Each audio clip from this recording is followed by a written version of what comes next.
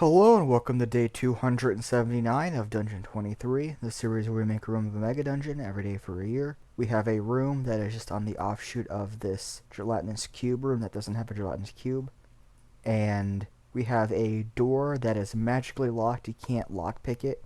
You could only use knock or dispel magic on it. No need to do a save DC or anything like that. No rolling needed. You just cast it and it works. It's not a spell above 5th level. But if the party wants to preserve the door, they could otherwise just break it down because it has 15 AC and 39 HP. So they can break it down if they want to. And behind it is the Mimic Merchant. It is a merchant that is a mimic. Obviously. It uses the mimic stat block with the exception that it has 15 in its intelligence, wisdom, and charisma. It's pretty intelligent. It's obviously not hostile. Well, if the party killed the mimics previously in the previous levels, it might be hostile if they're like super cruel. Otherwise, if they weren't the best, then it might just be charging more and giving less money for its stuff. Or if the party helped them, then they'll have a positive reputation, maybe pay more for loot, or sell things at a little bit of discount.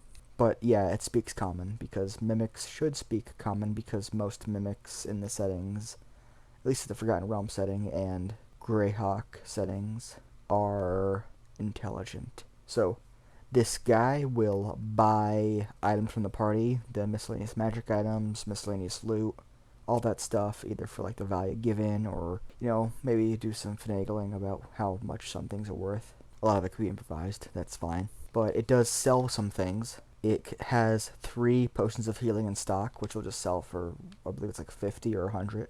I believe it's 100 to buy them and 50 to make them. But it has some of those to sell.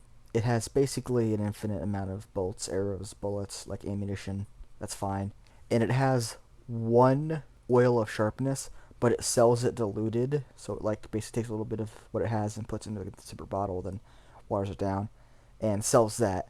So it basically acts as a lesser oil of sharpness. So for 1 hour, instead of being a +3 weapon, it's just a +1 weapon, which isn't a whole lot, but it is still pretty good because it's just an objective upgrade for a short time. But if the party does kill or rob it or acquire it somehow, then the party could get their hands on a singular oil of sharpness, which could be eluded from it when it is killed or robbed or whatever. So there is that possibility of getting that loot, but it's probably more worth it to just keep this guy alive so you could buy it off him. And of course he sells it for 200 gold pieces each. So temporary +1 weapon for 200 gold pieces, not that bad of a deal considering how much you're going to get out of this dungeon. And I didn't give him the stats here because it is just a regular mimic for that regard.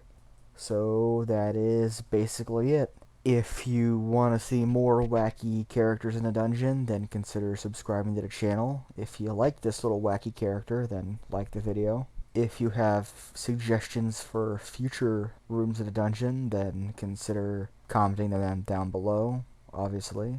Consider sharing if you want to subject your friends and family to this atrocity of a series. Or, just don't if you wish to maintain your relationships.